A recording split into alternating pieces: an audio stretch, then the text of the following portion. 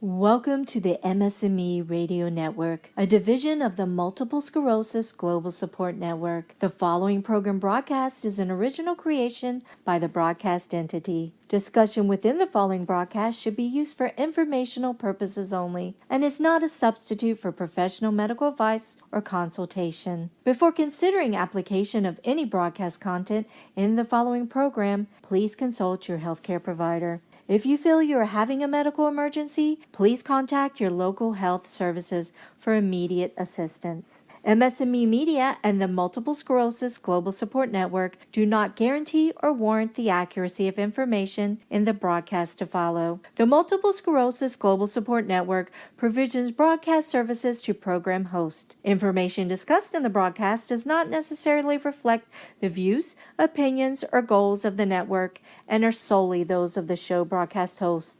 Should you wish to host a broadcast, please visit our website at msmemedia.com and submit a request to become a program host. We thank you for listening to the MS&Me Radio Network. Enjoy the show. Hello, and welcome to another episode of MS Gamers Hut, and I'm your host, Ted Michael. I know last week's show probably wasn't up to par, but did you get a chance to try out some of the sports apps I reviewed for you?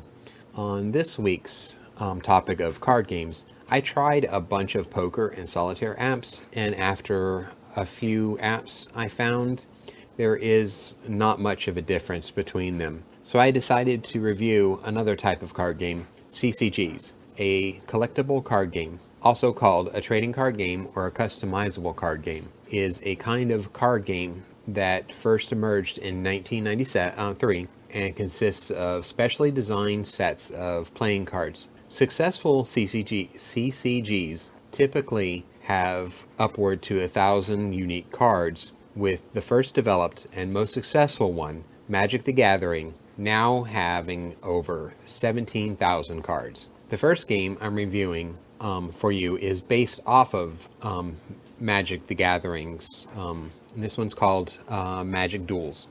Magic Duels developer Stainless Games' latest attempt to translate the enduring popular Magic the Gathering trading card game from tabletop to screen gets so much right on paper. Magic Duels is free to play with optional in-game payments. It's easy in beginners without costing veterans too much of the scope they're used to. There's an extensive library of cards to collect, and it's available on multiple platforms. Magic Gathering has existed as a game since 1993, evolving constantly since then and winning over 20 million players in the process. It's a game with a complex rules designed to be played in real time with a physical deck of cards. Each player begins a custom deck with carefully selected spells and resource cards, taking turns to cast tricks and attack each other with creatures until one player dies. Magic Duels wasn't built from the ground up to be a video game, condensing more than 20 years of game design into a playable video game is a monumental task, and as I've seen with previous attempts to digitize Magic, it's one that rarely have done successful. On that front, it should be stressed that Magic Duels is a resounding success. It's a solid translation from the table to the screen, but that in itself doesn't make it a good video game. Magic the Gathering intricacies are all there, but it lacks the fast pace and innovation at which other digital card games excel. Duels only does what the tabletop version of the game can do, and the kind of plays that could only be made possible in a digital game are nowhere to be found. There's a quick rundown of how Magic Duels works. Players each have a deck of 60 cards containing spells and lands. The resources you use to play the pay for spells. From there, you can play one land every turn and as many spells as you can afford. If you're confused, you'll probably appreciate how well the game eases you into it all. Magic Duels should be lauded for its tutorial. If you've never tapped a basic land before or have an idea what those words even mean, there's a short set of quests at the start of the game that leads you through the basics of playing Magic. When a new ability appears, you also have the option to immediately play a quick skill quest to see how it works in practice. Take, for example, the first time you see a creature with the trample effect. You might remember that if a trample creature's power is greater than the defender's toughness, exceeds damage, will be dealt to the defending player. But if the legalese rules explanations don't do it for you, you can play a turn or two on a test table to see how it actually works. Cards with special rules or abilities get animations or icon creatures with the flying ability, hover over the board, and trample cards have a small footprint icon, for instance. And even after you've played the relevant skill quest, you can still zoom in on any card you read detailed information if you forget what the icon means. Handling all the bookkeeping is also something the game does incredibly well. In the physical game, you have to keep track of which creatures have bonuses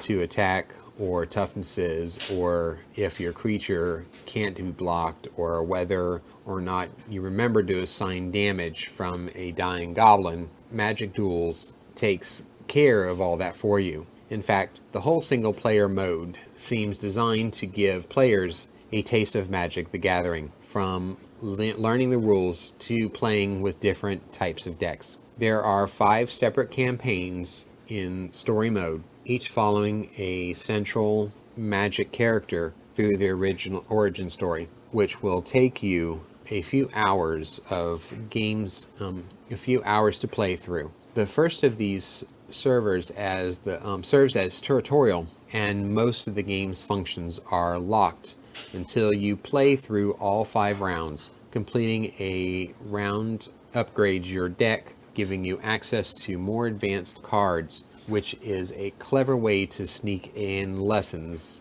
or on complex cards, interactions, and customizing decks. It's a small way to give newcomers a taste of what the game itself has to offer, and an early burning hatred of playing against blue control decks, but that's neither here nor there. Beyond the solo play, there's also a casual multiplayer mode and more serious ranked mode to test your decks against other players, as well as 2 versus 2 team battle called Two-Headed Dragon. Magic Duels is a turn-based game. You'll draw a card from your deck, play your spells, and launch your attack. Your opponent will be able to defend against it with creatures they already have on the board. However, there's also an important timing structure to Magic, because certain spells, called instances, and other abilities can be used at almost any time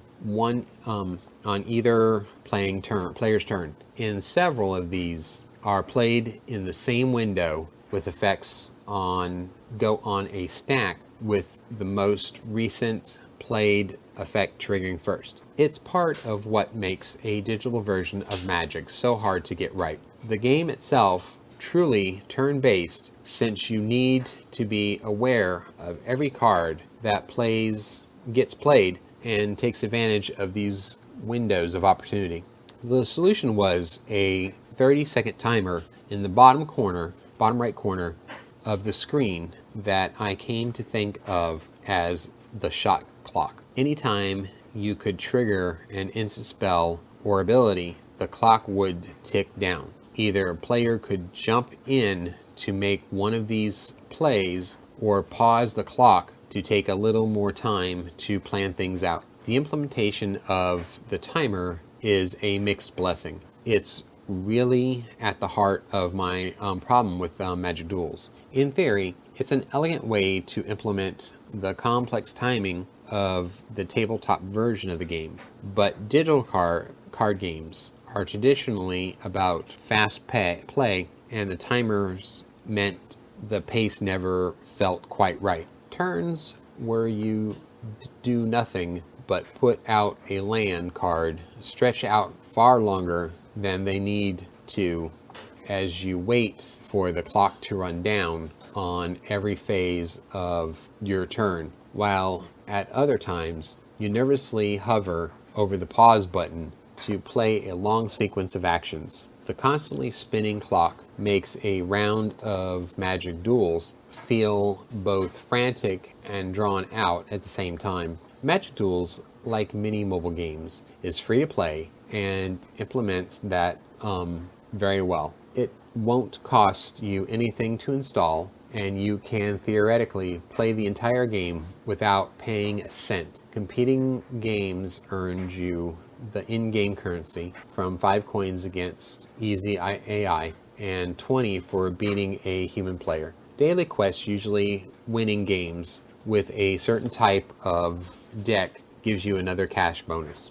One lovely touch was a community quest, which is a long-term goal that everyone playing the game needs to work together to complete. At the time of me doing this review, players somewhere had a few days to transform a total of 15,000 creatures into planeswalkers, a rare and powerful type of ally. Again, this offers another pouch of coins if it's accomplished before the deadline. Booster packs of cards will cost you 150 coins a pop, with 6 random cards per pack and hundreds to collect. You'll be buying boosters for quite some time. As with most digital card games, you can buy in-game currency with real money to expedite the process a little if you feel the need. Sadly, here the Hearthstone comparison again rears their head. In Hearthstone, it's possible to destroy cards in your collection for a type of in-game currency that can only be used to create other cards. It's a very neat way to deal with duplicates and gain access to cards you really want, but just can't seem to find. There's no such luck in Magic Duels, where players seem bound by the luck of the draw. The fact you can play the game for free is a huge positive. One of the big problems with Magic the Gathering is the high barriers to entry, both in learning the rules and buying cards. Magic Duels very neatly sidesteps both these problems. Deck Wizard is a very smooth process that cycles you through all of the possible deck combos and guides you through common play styles, from a focus on flying to packing up your deck with spells that require you to sacrifice your own creatures. Select a play style and the Deck Wizard offers you a range of cards that can be dropped into the deck based on cards already in your collection. You'll also get advice on what kind of cards you should be selecting from the generic. Try to include 20 to 30 creatures, to more specific, such as look for spells that always allows you to steal your opponent's creatures. After you're done choosing spells, it will automatically add the optimal number of resource cards. If you want to go rogue, you can build your deck from scratch. You'll have access to your entire card collection rather than picking your from 5 cards at a time. On the iPhone version of the game, you can filter cards by color, while the PC version also lets you filter by spell type and rarity. But this is very much an expert-only endeavor.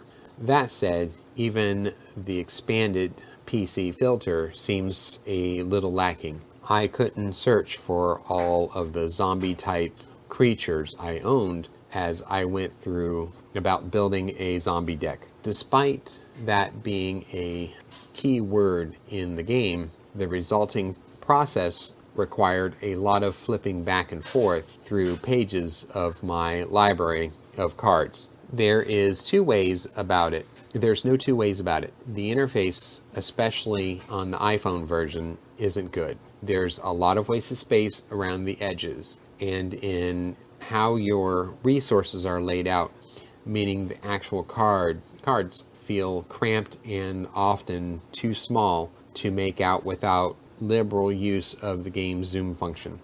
It feels like the developers leaned very heavily on recreating a physical tabletop layout, but the results is something that feels clunky on smaller touchscreens. Cards would start to overlap each other, and cycling through options on things like resources and combinations to pay for cards felt like a chore.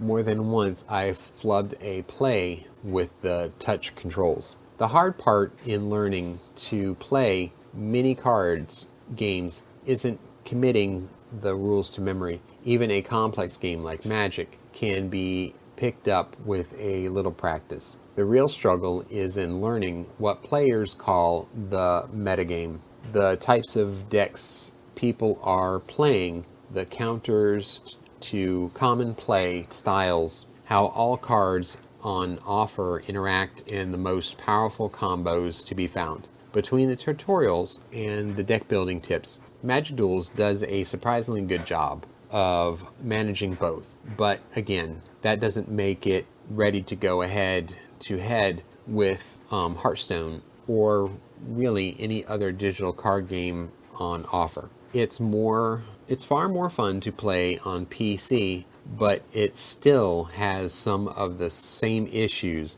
as the tabletop version. Magic Duels does not seem like a game poised to capture an audience keen to bash out a round or two of on their commute home. But to be fair, the more I played of it, the less I was convinced that this was even the intention. The biggest tip off is the way the game looks. It tries to capture the feel of sitting at a table and playing cards. And for better or worse, that's what it does. For my money, it's one of the best games to learn to play Magic, short of being dragged along to your local game store by an eager friend. If you've ever been even slightly curious to learn the game, you've got every reason to try Magic Duels. It just doesn't give you many reasons to stick around.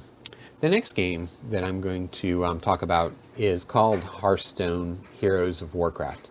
You've heard me mention it a couple of times in the review of Magic Duels. So, Hearthstone Heroes of Warcraft is a rare and astonishing surprise. Not only is it hours of monster battling, wizards blasting fun, it is also a brilliantly designed card game, despite being one that has no physical evidence. It successfully melds traditional and digital gaming in a way I've never seen. After several years as one of the best Android games, mobile games, I have an Android, Hearthstone has been updated to make sure it continues to be compelling for years to come. I started playing at home on a desktop computer and various devices before I finally moved to my phone. I was pleasantly surprised to find that the experience was excellent, even on a smaller screen.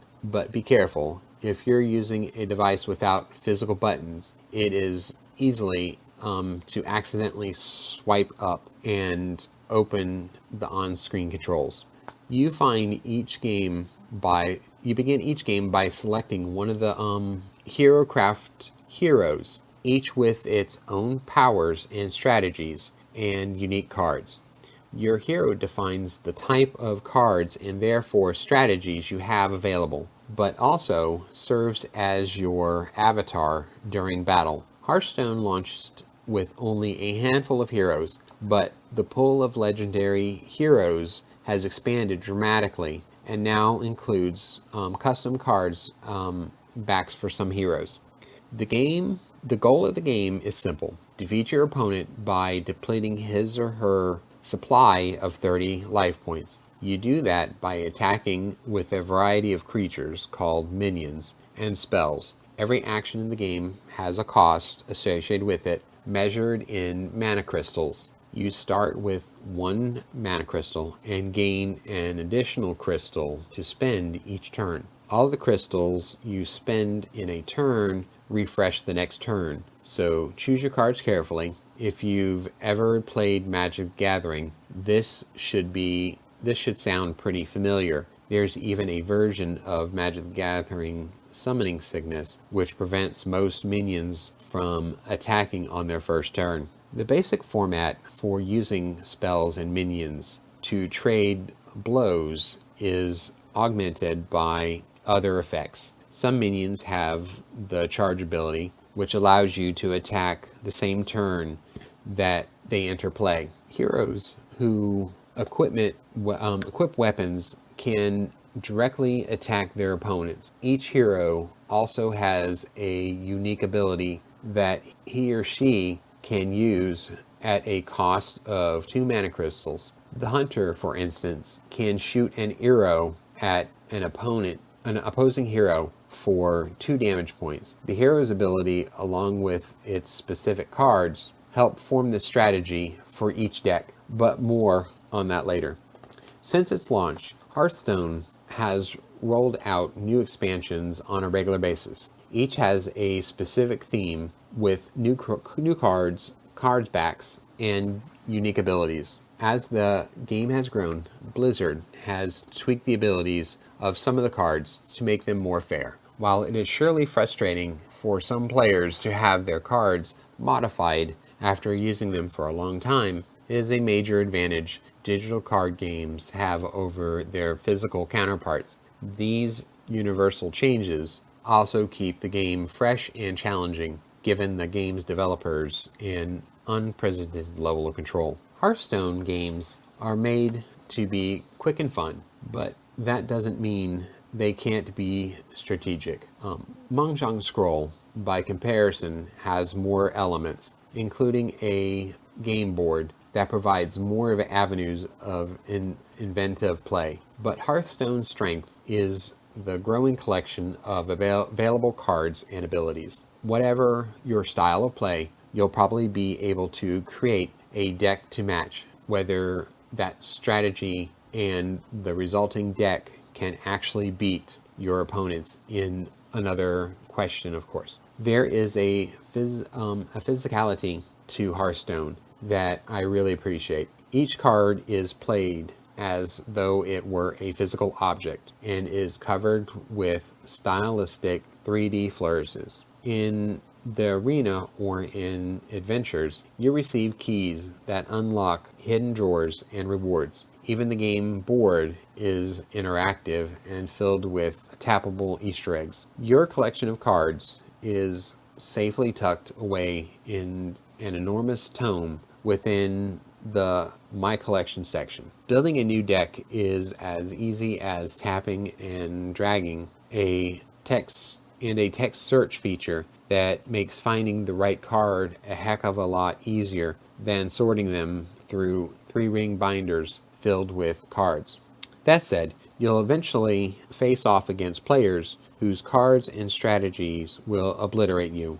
That's no problem when Hearthstone multiplayer. Losing a game and starting a new one just takes a minute. But designing and managing deck is still my least favorite part of the Hearthstone, and it is with all collectible card games. However, things have improved in Hearthstone. The game now includes pre-built decks, much as Magic the Gathering does. The difference is that instead of charging you for these pre-built decks, Hearthstone matches the list against cards you already have, and then lets you pick replacement cards for from your collection to fill in any gaps. A handy helper suggests improvements to any deck too. My only complaint is that there wasn't more ready-made decks to choose from.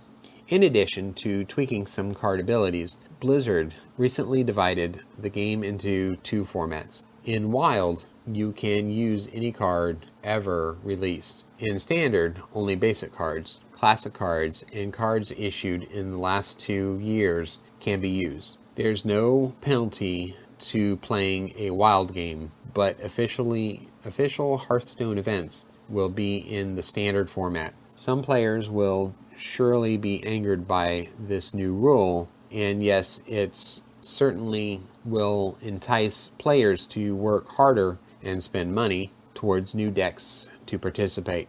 But one of the best features of Hearthstone at launch was its curated experience, and I hope Blizzard can bring that same tightly constructed playback with the standard format. You get more cards by purchasing packs for in-game gold or real money. A single pack of 5 cards goes for 100 gold, 2 packs $2.99, 7 packs $9.99, all the way up to 40 packs for $49.99. Unfortunately, you can only use gold to purchase single packs, locking you into the prorated pricing structure for anything but real money purchases. You can also earn additional packs for unlocking achievements or as part of in-game promotions. New cards are released as parts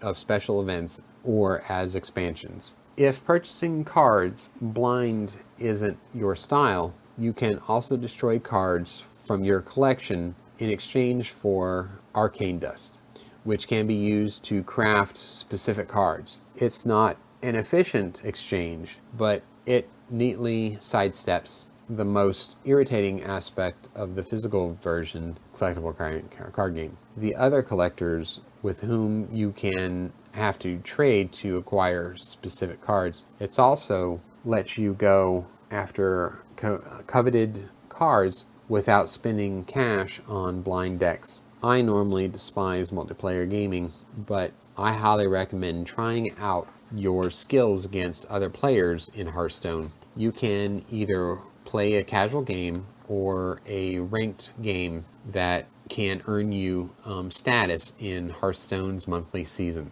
You can also pay 150 gold to build a new deck from randomly selected cards in the arena for fans to draft style games. I also really appreciate that Hearthstone has no chat system, just a selection of canned emote phrases you can deploy. It keeps interactions civil, which is a rarity online. Only your Battle.net friends can send you unscripted messages through Blizzard's in-game chat. You can also challenge those friends to Hearthstone's game through the same system. This is a feature that convinced me to try Hearthstone in the first place. Recently, Blizzard introduced solo ventures. These are truly challenging campaigns consist of 5 wings, with each wing having several battles. Each adventure has bosses to battle in order to advance, along with special cards and other goodies you can pick up along the way. Hearthstone also now features a weekly event called the Tavern's Brawl. These are special matches in which qualified players face off while using special restrictions. Combatants may be required to use pre-made decks or forbidden from using specific types of cards. Best of all, they are free, unlike arena matches. These are challenging games, but also fairly silly. A recent event filled my deck with spiders, for example. You will, however, have to get one of your heroes to level 20 before unlocking Tavern Brawl. Hearthstone initially launched as a desktop and an iPad exclusive title. That didn't last long, and the game now can be played on iPhone, Android, Amazon Kindle devices. The biggest challenge Blizzard faces with Hearthstone was keeping the game fun while expanding it with more cards and more challenges. We're just starting to how Blizzard plans to keep the game fresh without losing its tightly constructed feel. And so far, it's an impressive effort. Of course, I love more heroes and ability to play offline, but Hearthstone is still a winner in my eyes. Well, that brings us to the end of another episode of MS Gamers Hut. As usual, I'd like to thank MS&Me Radio, for giving me the opportunity to share my passion for games, and my listeners, because without you, there would be no MS Gamers Hut. Next week, I will be reviewing RPGs. Thank you, and goodbye.